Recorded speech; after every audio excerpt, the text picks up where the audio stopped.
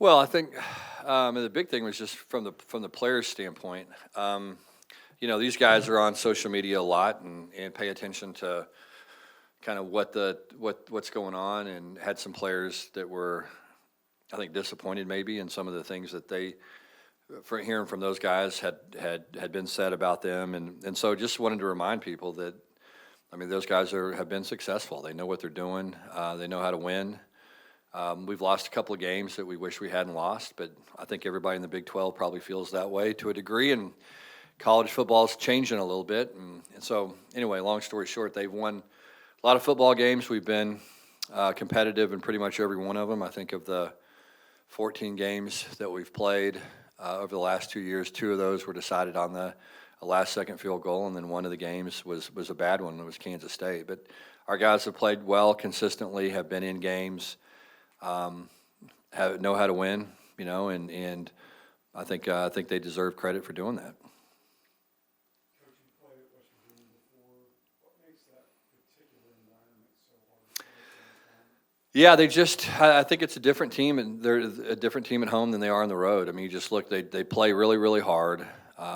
They have a great fan base, passionate fan base. I think it brings out the best in their players. It's loud, all the stuff. And they've just have got a great tradition of doing that goes way back, many, many, many years. And it's been consistent, really, regardless of who the coaches were. And obviously, Rich Rodriguez was a big part of their success his first tenure there. I mean, they had great teams. We're on the verge of playing for a national championship before, and had really, really good football teams. And he understands the culture there. He understands the passionate fan base. There's nobody that understands West Virginia football probably better than Rich does.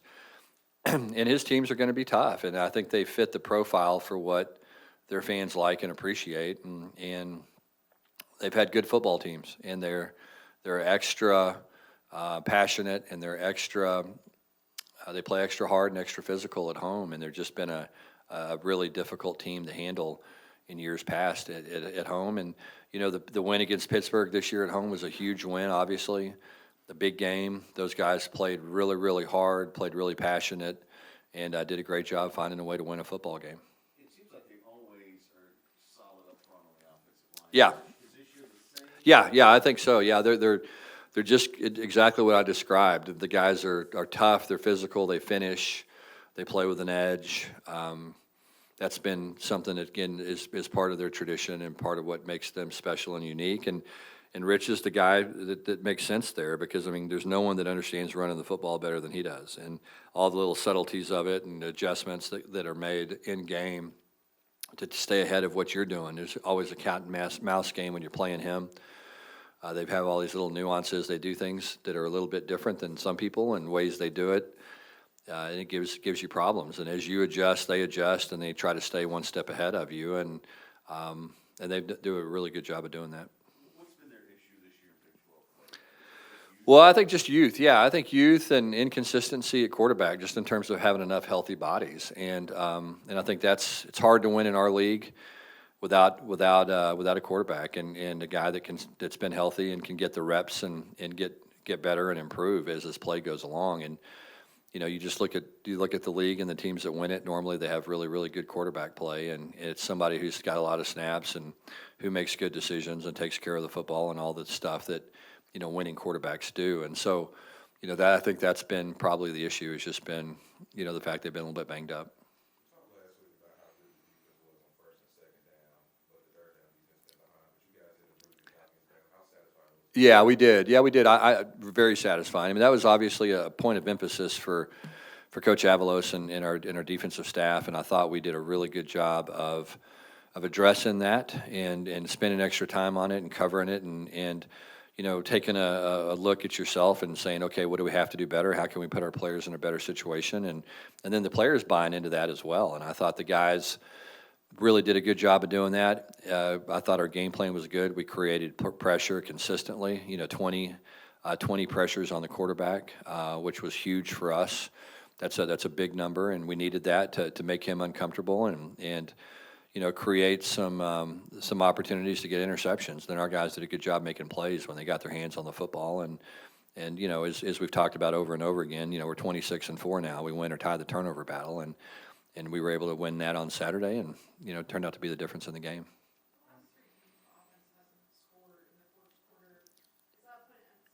Yeah, that's one of those things, again, that you kind of look at and you go, okay, this is a trend that we gotta try to make sure that we address it and fix it and figure out, what our issues are and get off to a faster start. And it's gonna be critical for us to get off to a good start this week on the road. I mean, it's always important to start good in a football game. It's particularly important to start well on the road. So when you play a team where the record, an opponent where the record isn't that great, Right? do you have to tell your team, you better take these guys seriously? Yeah. I mean, I think you do. Yeah, I mean, you hope they do. You hope that they do. I mean, I think the good thing is you turn the film on. I mean, all I got to do is turn the film on and watch Pittsburgh, watch them play against Pittsburgh, and you go, okay, this is what this football team is capable of. And I mean, they've got good players. They're talented. You can see they've made some mistakes they've gotten behind a little bit early in some games, but the guys that have been around our program and have played at West Virginia, they understand what it's like to go there and play, how difficult it's going to be, how tough-minded this football team is going to be, how physical they're going to be. And so, we can those guys can help guide their teammates that don't really know or don't understand, that have never been there. And that's just college football, man. I mean, we've talked about it at length almost every single time we talk to our players about, how in the world does Florida State beat Alabama and you go lose at Stanford? It all has to do with your mentality. It's 100% about how you approach day in and day out, who you are, how consistent you are in terms of your preparation, your work ethic, your practice habits, how you live your life off the field. All those things contribute to your ability to go play well on a Saturday. And if you don't do those things during the week at a very high level, then you can't expect to go win a football game on Saturday. And I think our guys understand that. We talk to them all the time about doing it. We're fortunate. I mean, our team practices hard. This is a team that takes a lot of pride in how they practice. I think if you ask me how many bad practices have you had this year, I would say 1.5. We had a really bad one during fall camp, and we had about half of one day that we addressed and kind of got through it. And since that time, our guys practice hard, and they do what we ask them to do for the most part. And so, love the mentality of the group and love the way that they prepare. And like we've said, it is a mature football team, but this will be a big challenge for us. And so we'll know a lot more about our team, Saturday night than we do right now.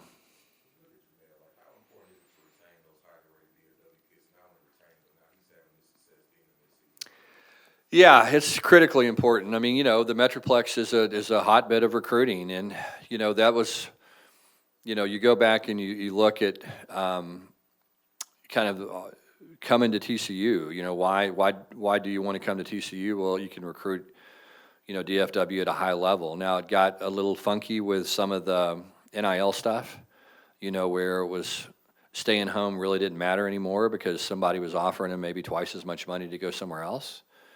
But hopefully now that they have some kind of guardrails up, I don't really know if they're going to enforce any of them, but they have some up, and and it should make a difference when it comes to recruiting. That DFW guys will look at TCU and say, what, they've done a good job developing these players. These guys have had this success. They're local kids that stay at home, and that's the goal.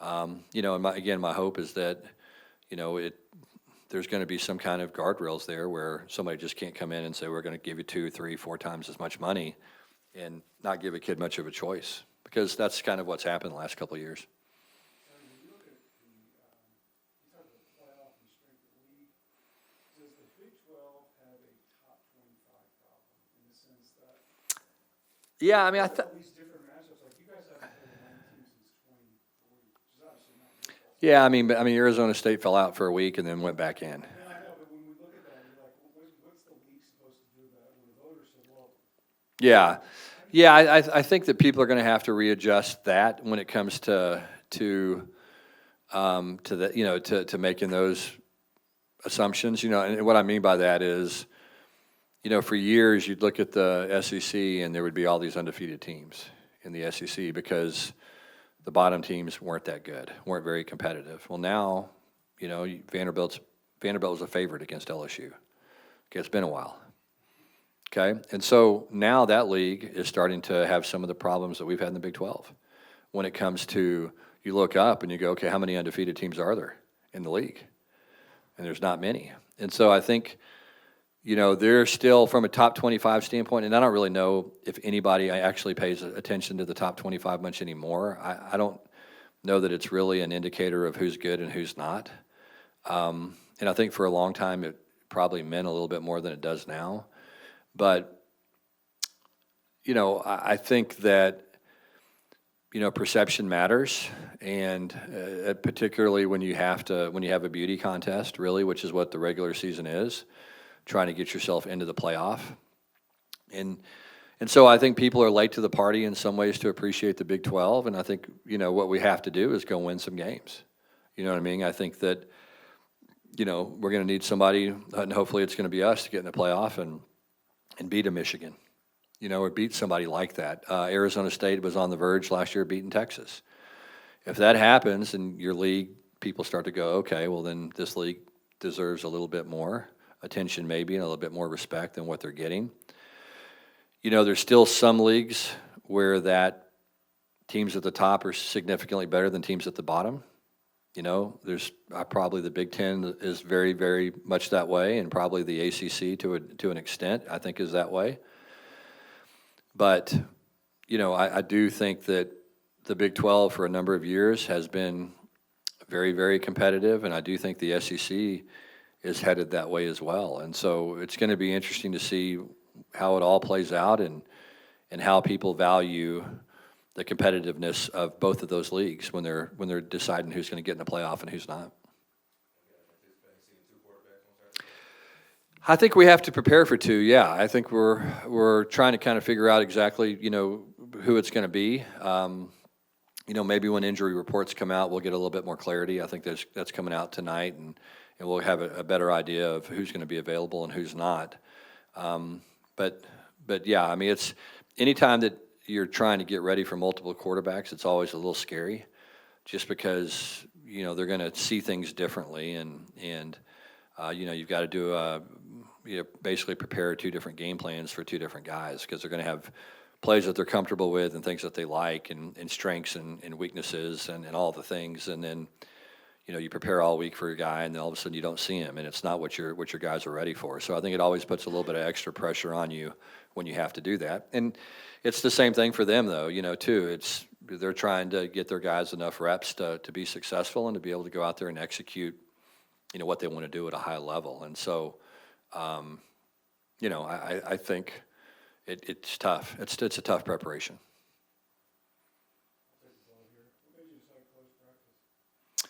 Well, we injuries. We just kind of wanted to, we got to put out injury reports, but we didn't really want anybody to know who was practicing and who wasn't, and so we just wanted to make sure that we kept that stuff under wraps the best that we could, and felt like maybe some stuff was getting out, and we didn't want to give anybody an advantage over us. Coach, when you have multiple delays like that in Saturday's game, does it kind of take guys a little bit longer to get back to 100% throughout the week? Yeah. I think one of the things that is important to note is what's interesting about that game is we had some guys, 4 or 5 players, play over 90 plays on defense. And, I mean, that's really 2 football games in one game. And so that took a lot out of them, obviously. And what happens when you do that is typically guys get banged up a little bit more. Normally you have some injuries. Thank goodness we didn't. We've done a lot of studies through the years where we kind of divided games. And one of the things that's different now is people don't get as many snaps as they used to. The snap count used to be so much higher than it is now, just the way the game is played and some of the timing rules and all the things. But, if you looked at it and you said, okay, if a guy plays 1 to 30 snaps, 30 to 60 snaps, 60 to 90 snaps, as you got into that 60 plus, your chance of injury is really increased. And so guys had, opportunities to get hurt. You're tired, you start to wear down. That's normally when guys get injured. And so fortunately for us, we didn't have anybody get injured, is we had to play that many snaps just because of the way the game unfolded, because of the 2 turnovers down the stretch. The fumbled onside kick and the fumble with the quarterback. And so, we had 4 or 5 guys play a high number of snaps and play at a really high level. And the thing that was one of the most impressive things for me about that game was officially the snap count, I think, was 95 or 94, but we had some guys playing the 97th and 98th snaps when they got the ball back, and those guys were playing harder and faster on 98, 99 plays than they were on 1 and 2. And that just doesn't happen. I mean, those guys were excited and ready to play. You look, Jamel and Bud and Caleb, I mean, they all played in the 90s. I think Devin was right on the verge of playing 90 plays, Devin Deal. To play at that high a level at the end of the game when you've played that many snaps was really, really impressive. And so, hats off to those guys and their effort in the way they approached the end of the game. Because had they not done that, then, we could have gotten beat. And just really proud of their effort and what they put into it. What do you make of the state of your profession right now where good coaches are getting fired right and left and getting enormous buyouts? And it seems like it's crazier than it's ever been. Do you think it's any different than it's been in the past? Oh, I don't know. I mean, I think there is a little bit of,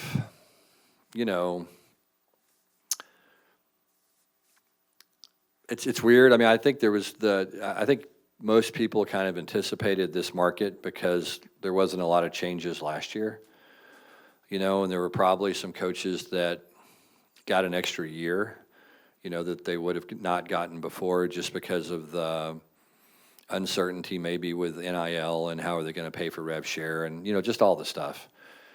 So I think there were probably more guys that went into the year maybe on the so-called hot seat than normal.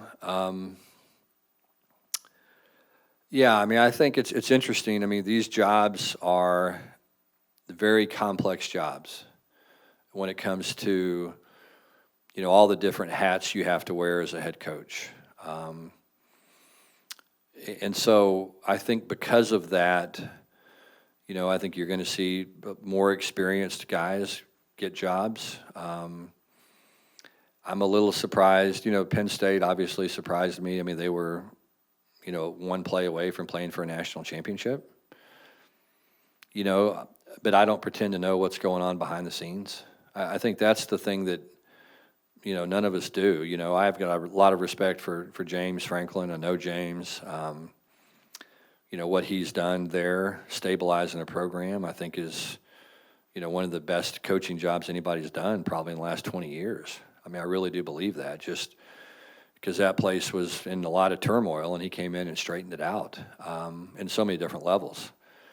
Like I said, I don't know what the relationship is like with anybody that's involved there, and and all those things I think probably matter, and those are things that none of us are privy to. But it's it's a complex world out there. I mean, there's just a lot of things that you have to do at a really, really high level. From again, how do you handle the transfer portal? How do you handle revenue sharing? How do you, handle scouting? How do you handle player retention? Can you create an environment and a culture where guys want to stay? And I mean, there's just so many different things now that are new challenges that haven't always been there for coaches. I think that,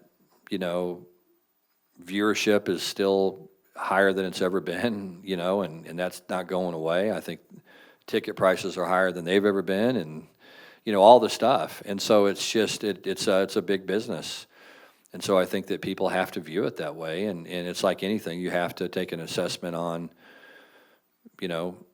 on changing. And look, with social media, people have a voice. It's where an AD might not have felt pressure before. People feel pressure now to do things, I think, sometimes, and fire coaches that have won. And I mean, you know how these things go. I mean, there's been lots of schools that have fired successful coaches, and it's cost them 20 years to get back to where they were before. You know what I mean? And so I think that's, anytime you do something like that, you're always taking that risk. Okay, thank you, guys. What do you think was the key behind you guys' success? You guys held Baylor to 8 of 21 on third, 34th down. What was the key to getting off the field on Saturday? We emphasize in practice just turning it up a notch, going harder at practice, when that's individual, film, um, all that. We just took he all together and we committed to that process of just going harder than what we've been doing.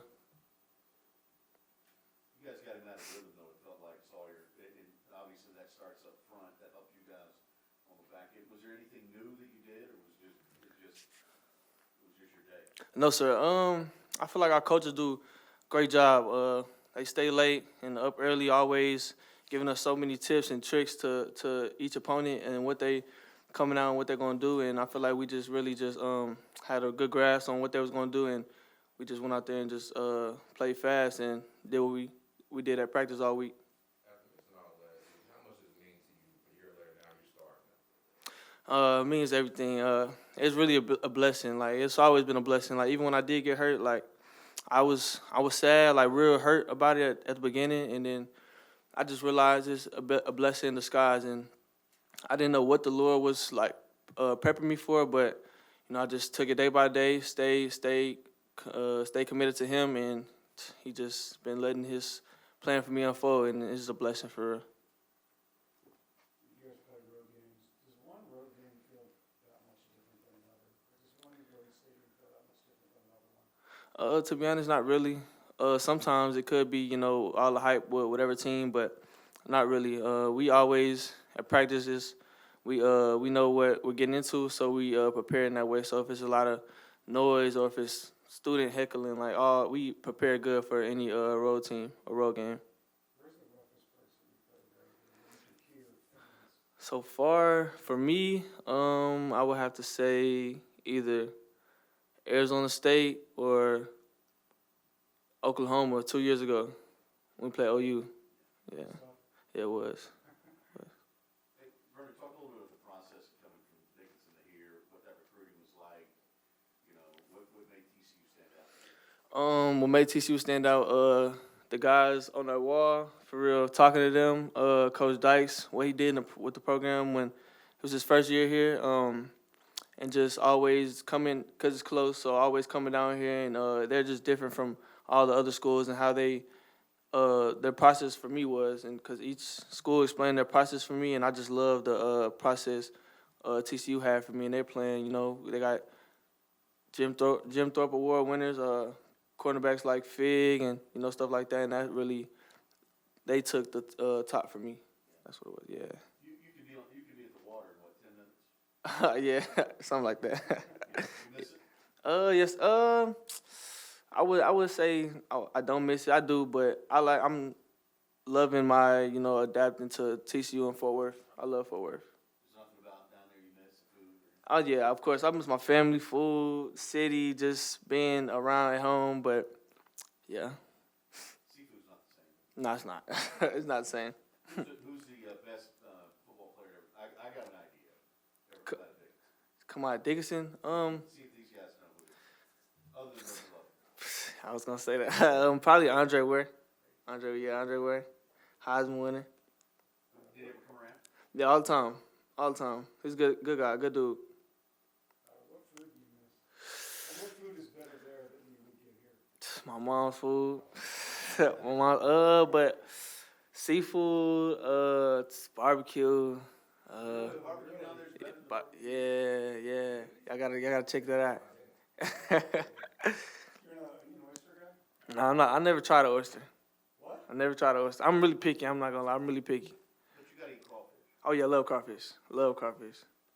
So you eat crawfish, but you won't eat oyster. Yeah, I want to eat oyster. I never tried. I'm scared of them. What's the best thing about Fort Worth? I would say the people. It's a lot of nice people, really successful people, and it's like that's the people you want to be around to elevate yourself with. So yeah, I would say the people. When football's over, let's hope it goes for a long, long time. But when it's over, what do you want to do? I don't even thinking about that, but I would say just real estate or owning some businesses and stuff like that. Really, but I plan on playing football for a long time. What are your hobbies? What do you do now? Football, sleep, repeat. That's it. What do you drive? So I'm driving. Camry, Toyota Camry. Yeah. I don't even know. Yeah, probably so. A lot, probably so. Yes, sir. JJ was rolling a mid-season All-American. Janelle, just what have you seen from him? Man, that's my dog, man. Ever since freshman year, I knew he was gonna be a ball player, but it's what he do every day. He come in, work, even when he was a freshman, like it's always a different like urgency and go to him, and it's what he prepares himself off season when we working out, like how much he just locks in and how much he love the game, and it shows for itself every Saturday. You know, fans and media talk a lot about top 25. It's fun to talk about, right? Mhm. Number 1 versus 5, 10 versus 15. Do you look at rankings at all? That kind of thing? Me personally, no sir, I don't. No sir, I do not look at rankings personally. I don't really. Rankings don't matter. Like we could play. It comes down to preparation and who gonna execute better, really, and who's gonna play harder. That's what it always comes down to. Who wants it more too? So you guys in a couple weeks play BYU, which right now is, what's BYU? Their ranking actually right Yeah, now. you know, whatever they are, I don't know, top 20, Mm-hmm. doesn't matter. At all. Yes sir. When you guys have had 2 losses in the Big 12, but when you look at the Big 12 as a whole, and you have so many teams with 2 losses, 1 loss, none, what's the message in the locker room for you guys right now, knowing there's a lot of season left to get 2 teams? Yes ma'am. Really, just it's always been about us. It's always about us. The games we lost, I really feel like we beat ourselves on both of those games that we lost. So the message is always what has been the beginning of the season, 1-0. Handle what we handle your 111, and the rest gonna take care of itself. Vernon, is there a guy in the NFL that you kind of emulate, that you look up to, that you wanted your game to be like him? Not really, no sir. But I would say I did learn a lot from Josh Newton, Fig. I always, of course, watch a lot of players, and but I really look up to Fig, like to seeing him how he carried himself to everything he did around here. Like I really took that and I used that around here. Yes, Vernon. Thanks, Vernon. I appreciate y'all. Against Baylor, we saw you got blocking, KP gets a touchdown, you get a touchdown. This tight end room is just like how versatile is this entire group? We're pretty versatile, man. I mean, we could run block, we could pass catch, we could do it all. And it's really great because we help add schemes to the offense so we could be more versatile and get the run game going, the pass game. So we got a lot of good dudes in the room, man, and we could all play. And I'm glad we had a good game on Saturday. It looked like you were all celebrating when Clemson scored. I mean, everybody was all into it, all for it, and you kind of gathered up on it. Oh, yeah, man, we were excited. One of our guys got in the end zone, his first play. First career touchdown for TCU Horned Frogs for KP, man. Many more to come, and we were fired up, man. He's battled some injuries in the past, and he was able to overcome them, and now he's playing good football for us. So, I mean, obviously you waited your turn. Now you're having, I would say, a pretty solid season. Just how rewarding, how special has this season been for you so far? It's really rewarding, man, especially because we're winning, we're doing well. We're really working on the fundamentals in the tight end room, and just all the things we've been practicing these past couple years, just pad level, details. It's finally paying off, and it's good to see, man, because soon it's going to be Mason, Loft, and KP, and they're going to have to do the same thing. Is this West Virginia, it's a team at the bottom of the conference, but for the offense, what's your guys' focus? Just play our game, go out there and execute. West Virginia has predominantly been a good team at home. They're going to give us our best effort, and we just got to go out there and play our football.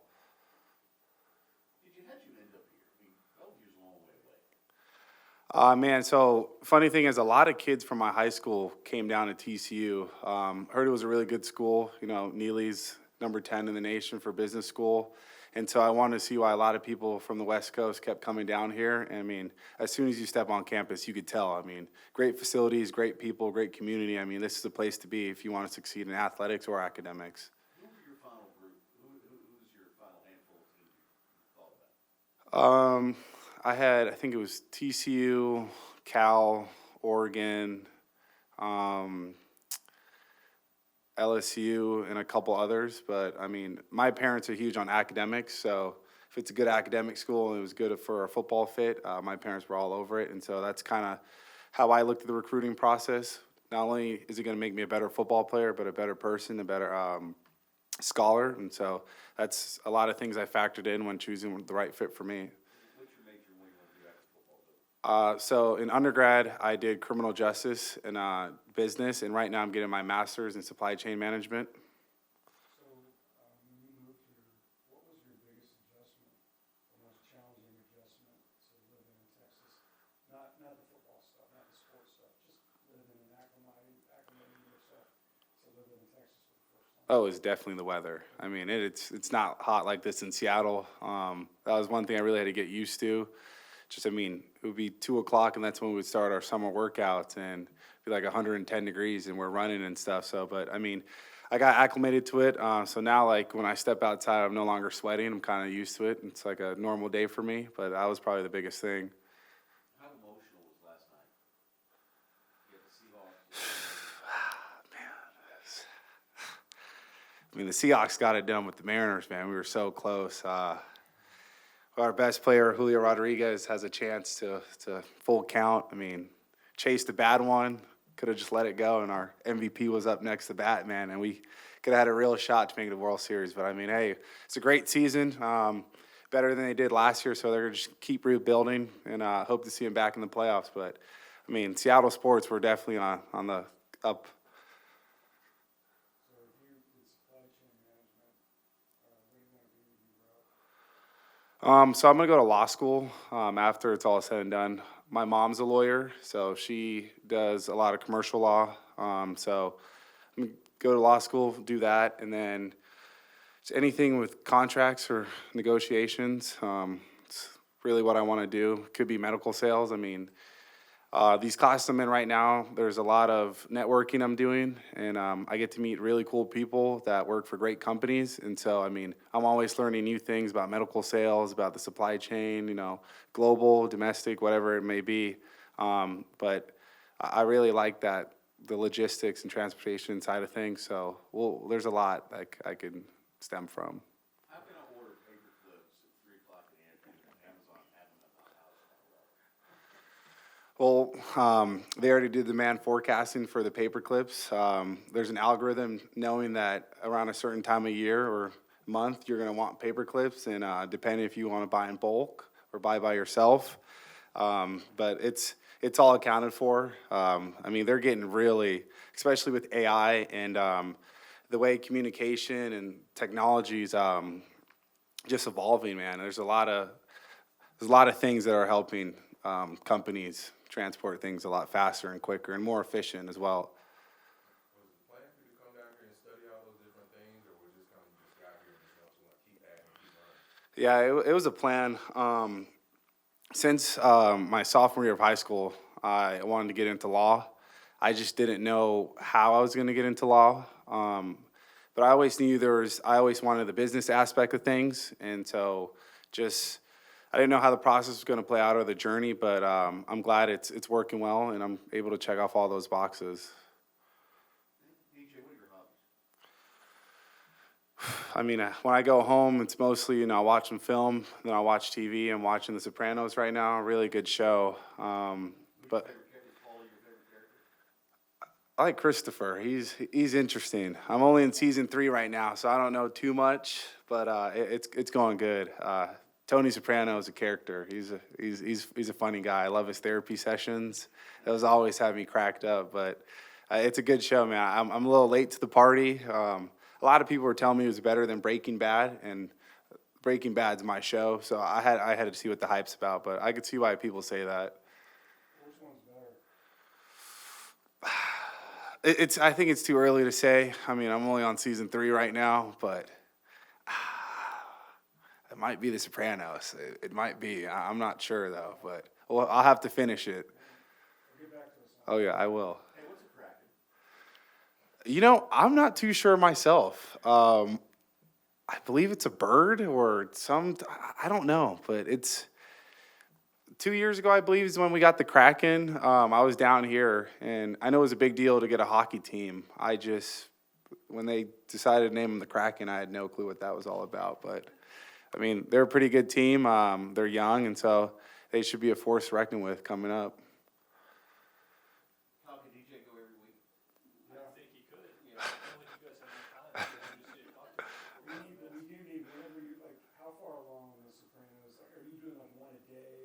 underrated consumption, huh? Probably 2 episodes a day. So you should be done before the end of the season, right? Yeah. Okay. Oh, yeah. Brian, we need to make sure he comes back to let us know that Breaking Bad is still better than Sopranos. I'm with you on this. Yeah. Anything else? All right, thank you. Thank you.